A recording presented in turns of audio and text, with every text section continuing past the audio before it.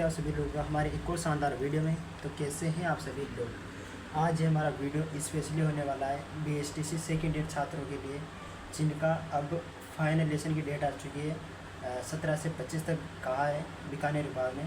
ठीक है, तो सब कॉलेजों में अब अलग अलग डेट देंगे अपने टाइमिंग के हिसाब से, कहाँ पे क्या सिस्टम सही बैठता है। ठीक है, और हमने जो क्या है फाइनलाइजेशन की जो डायरी वगैरह है वो तैयार कर लिए, मतलब बना लिए। तो मैं आप सभी को पूरा व्यू देने वाला हूँ कि किस प्रकार डायरी बनानी है, किस प्रकार सेटअप करना है, सब कुछ। सो वीडियो में एंड तक बने रहेगा, क्योंकि बहुत ही ज़्यादा यूज़फुल होने वाली है सेकेंड ईयर छात्रों के लिए, लेसन प्लान बनाने वाले छात्रों के लिए। ठीक है, मैं बात आपको तो दोस्तों सबसे पहले मैं आपको बता दूँ, आप सभी ने वहाँ पे फाइनलाइजेशन के लिए दो टॉपिक लिए होंगे। मैंने मतलब सभी ने लिए होंगे।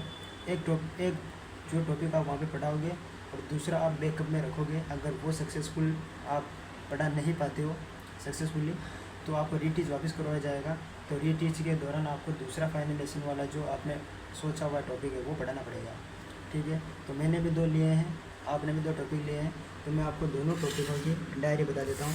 मैंने लिया एक तो हिंदी का समास और दूसरा लिया है SST में कालीमंगल सभ्यता। तो सबसे पहले हमारा जो मेन टॉपिक है उसका आपको व्यू दे देता हूँ, जो मैंने डायरी बनाई है फाइनलाइजेशन की। ये हमारी पाठ योजना है दोस्तों, किसकी? सामाजिक विज्ञान की कालीमंगल सभ्यता के बारे में। ठीक है, तो सबसे पहले हमने पहले पेज के अंदर क्या लिखा है, उद्देश्य, विशिष्टीकरण, अपेक्षागत, व्यवहारगत परिवर्तन। ठीक है, जिसमें हमने ज्ञानात्मक, अवबोधात्मक, ज्ञान उपयोगात्मक लिखा हुआ है। ठीक है, और ज्ञानात्मक पक्ष में हमने जो ज्ञानात्मक जो उद्देश्य था उसमें हमने प्रत्यास्मरण लिखा है, प्रत्यपि ज्ञान लिखा है। और प्रत्यास्मरण मतलब जो भी आप टॉपिक लेने वाले हो उसका आप प्रत्यपि स्मरण या प्रत्यपि ज्ञान करवा सकते हो। कैसे? जैसे मेरे कालीमंगल सभ्यता है तो मैंने लिखा है विद्यार्थी कालीमंगल सभ्यता के बारे में प्रत्यास्मरण कर सकेंगे। तो आपने अगर लिया हो हड़प्पा सभ्यता तो विद्यार्थी हड़प्पा सभ्यता के बारे में प्रत्यास्मरण कर सकेंगे। कोई सा भी टॉपिक लिया हो उसके आप प्रत्यास्मरण और प्रत्यपि ज्ञान ऐसे कर सकते हो। जैसे कुछ नहीं करना है आपको, विद्यार्थी कालीमंगल सभ्यता के बारे में, तथ्यों के बारे में प्रत्यपि ज्ञान कर सकेंगे। जैसे अब अवबोधात्मक आया है तो अवबोधात्मक व्याख्या और 2 लिखा है, एक अंतर करना। ठीक है, अवबोध के अंदर व्याख्या आई है और अंतर करना आया है। तो व्याख्या में आई है विद्यार्थी कालीमंगल सभ्यता के तथ्यों की व्याख्या कर सकेंगे।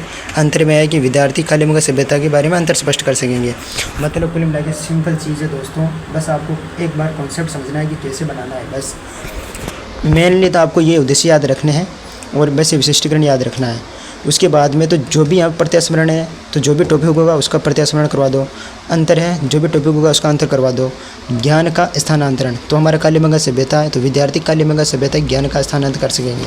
ठीक है, अब इधर आ गया हमारा चौथा हमारा जो उद्देश्य आ गया कौशलात्मक हमने कितने लिए? कौशल मतलब कुछ मतलब जो बनाना, प्रयोग नवीन अध्ययन में करना। तो विद्यार्थी कालीमंगल सभ्यता के संबंधित ज्ञान का उपयोग कर सकेंगे, नवीन ज्ञान के लिए ज्ञान का उपयोग कर सकेंगे। कौशलात्मक में सूचीबद्ध करना, दूसरा चार्ट बनाना। 2 टॉपिक लिए मैंने। तो विद्यार्थी कालीमंगल सभ्यता के बारे में प्राप्त स्रोतों को सूचीबद्ध कर सकेंगे। चार्ट बनाने में विद्यार्थी कालीमंगल सभ्यता के बारे में चार्ट बना सकेंगे। अभिरुचियात्मक में विचार विमर्श करना, रुचि लेना। तो विचार विमर्श में विद्यार्थी विचार कर सकेंगे। कालीमंगल सभ्यता से प्राप्त अधिक जानकारी प्राप्त है तो रुचि ले सकेंगे। और एक है अभिवर्त्यात्मक, सकारात्मक दृष्टिकोण, इसमें मैंने लिया है। तो विद्यार्थी सकारात्मक अभिवृत्ति विकसित कर सकेंगे। और जो भी फिर आप लिखो ना तो उसके सामने विद्यार्थी जब भी आपका टॉपिक है उसके बारे में प्रत्यास्मरण कर सकेंगे, ज्ञान का उपयोग कर सकेंगे। वो कोई सेम छापना है, कुछ नहीं करना है। और यहाँ से हमारा स्टार्ट होता है मेन लेसन, पाठ का विकास। पाठ का विकास में आपको जो भी विधियाँ आपको नॉर्मल जैसी भी हो आप मेरी कॉपी करके बना लो विधियाँ। प्रश्नोत्तर विधि, व्याख्यान विधि, प्रदर्शन विधि, हर लेसन के अंदर ही यही देखने को मिलेगी आपको। ठीक है, सहायक सामग्री में आपको मानचित्र, चार्ट, लघु फलक आदि सबका प्रयोग करोगे आप। पूर्व ज्ञान में आपको कुछ नहीं करना है। विद्यार्थी कालीमंगल सभ्यता विषय के बारे में सामान्य जानकारी रखते हैं, ये लिखना है। फिर प्रस्तावना प्रश्न आ जाएंगे हमारे जिग थ्योरी वाले। जैसे कागज़ किससे बनाया जाता है? लकड़ी से बनाया जाता है गाइस। जैसे कि कागज़ किससे बनाया जाता है? कागज़ लकड़ी से बनता है। लकड़ी को जलाने इसमें कौन सा पदार्थ प्राप्त होता है? लकड़ी जलाने से कोयला प्राप्त होता है। फिर कोयला आ जाता है। कोयला किस रंग का होता है? काला। काले रंग की चूड़ियाँ, कालीमंगल सभ्यता। कालीमंगल सभ्यता क्या जानते हैं? आंशिक उत्तर। और प्रस्तावना प्रश्न में बनाने 5 और ये बनेंगे जिग थ्योरी के आधार पर। अगर आपसे अगर प्रस्तावना प्रश्न नहीं बन रहे हैं आपका टॉपिक अलग है, ये टॉपिक अलग है। प्रस्तावना प्रश्न नहीं बन रहे तो आपको कुछ नहीं करना है, या तो गूगल जेमिनी है या चैट जीपीटी है, वहाँ पर फटाफट से जाइए और आपको जो भी आपका टॉपिक है उसी हिसाब से आपको बोलना है कि मेरा फला टॉपिक है तो मुझे जिग-जैग थ्योरी पर आधारित प्रस्तावना प्रश्न चाहिए 5, वो 1 सेकंड में आपको बना के दे देगा, ठीक है। इसके बाद में आपको उद्देश्य कथन आपको बताना है कि आज हम फलानी चीज़ के बारे में अध्ययन करने वाले हैं, कालीबंगा सभ्यता विस्तारपूर्वक अध्ययन करने वाले हैं, ये लिखना है। इसके बाद में अब हमारा स्टार्ट होता है हमारा मेन टॉपिक। हमें कालीबंगा सभ्यता मैंने लिया है तो हमें इस टॉपिक को हमें 3 भागों में बढ़ाना है। कैसे बढ़ाना है 3 भागों में? 3 भागों में कैसे बढ़ाना है? एक तो होता है मेरा सामान्य परिचय, एक तो मैंने लिया है सामान्य परिचय कालीबंगा सभ्यता का, ठीक है। और दूसरा लिया है मैंने कालीबंगा सभ्यता में नगर नियोजन, और तीसरा लिया है मैंने कालीबंगा सभ्यता से प्राप्त औजार और बर्तन, ठीक है। अब ये आपको कैसे लेना है? मान लो आपको कौन सा भी टॉपिक हो, टॉपिक 3 भागों में बटेगा। जैसे कि आपके पास मोहनजोदड़ो है वो 3 भागों में बटेगा, उसका सामान्य परिचय ले लो, नगरीय व्यवस्था ले लो, औजार बर्तन ले लो उसके भी। जैसे आपका पर्यटन टॉपिक है तो पर्यटन का सामान्य परिचय ले लो, पर्यटन के भाग ले लो, पर्यटन के स्थल प्रमुख स्थल ले लो। तो ऐसे मतलब कोई सा भी टॉपिक आपको 3 भागों में बांटना है। उसे बांटने के बाद आपको प्रत्येक जो भाग है 3 भागों में बटेंगे तो प्रत्येक भाग के अंदर आपको ये सिस्टम फॉलो करना है। प्रत्येक भाग में जैसे मेरा पहला है कालीबंगा सभ्यता का सामान्य परिचय, तो आपको सबसे पहले 3 विकासात्मक प्रश्न आप कोई से भी ले सकते हो, जिग-जैग थ्योरी की जरूरत नहीं है। यहाँ पर कोई से भी आप उठा सकते हो दिमाग से, ठीक है। ज्ञान की देवी मैंने लिखा, ज्ञान की देवी किसे कहा जाता है? सरस्वती को। सरस्वती को हम गंगा नदी के नाम से जानते हैं, आप सभी को बताइए। तो सरस्वती या गंगा नदी के किनारे कौन सी सभ्यता है? कालीबंगा सभ्यता। कालीबंगा सभ्यता के बारे में क्या जानते हैं? तो इससे प्रश्न पूछने के बाद आपको अपना जो मेन जो पहला टॉपिक है वो स्टार्ट कर देना है। जैसे मैंने लिखा है कालीबंगा सामान्य परिचय। सामान्य परिचय होने के बाद आपको बहुत प्रश्न लिखने हैं। बहुत प्रश्न वो प्रश्न होंगे जो आपने टॉपिक पढ़ाया है उसी से उठाने हैं, और 2 प्रश्न छांट के यहाँ पे लिख देने हैं जो आप स्टूडेंट से वहाँ पे पूछने वाले हो। सिस्टम वो कभी चलेगा 3 ही टॉपिकों में। विकासात्मक प्रश्न 3, छात्र अध्यापक कथन, बोध प्रश्न। बोध प्रश्न कहाँ से लेंगे? बोध प्रश्न लिए जाएंगे छात्र अध्यापक कथन से। कहाँ से लिए जाएंगे? बोध प्रश्न लिए जाएंगे यहाँ से, ठीक है। और विकासात्मक प्रश्न कहाँ से लिए जाएंगे? विकासात्मक प्रश्न जो टॉपिक आप पढ़ाने वाले हो तो उस टॉपिक से रिलेटेड आप कोई से भी उठा लो। उसमें कोई ज़रूरी नहीं कि आपने जिग-जैग थ्योरी पर आधारित यानी जैसे आंसर से प्रश्न से आंसर नहीं बनाना, वो ज़रूरी नहीं होता। अब इसके आप सोच रहे होंगे इसके आगे क्या लिखा हुआ है, तो दोस्तों इसके आगे कुछ नहीं लिखा हुआ है।